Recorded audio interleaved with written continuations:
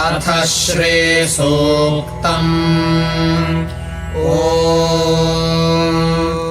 हिरण्यवर्णाम् हरिणीम् सुवर्णरजतस्रजाम् चन्द्राम् हिरण्मयीम् लक्ष्मीम् जातवेदो महावः ताम् महावः जातवेदो लक्ष्मीमनपगामिनीम् यस्याम् हिरण्यम् विन्देयङ्गामश्वम् पुरुषानहम् अश्वपूर्वाम् रथमध्याम् हस्तिनादप्रबोधिनीम् श्रियम् देवीमुपह्वये श्रीर्मा देवीर्जुषताम् ताम् सोऽस्मिताम् हिरण्यप्राकारामार्द्राम् ज्वलन्तीम् तृप्ताम् तर्पयन्तीम् पद्मे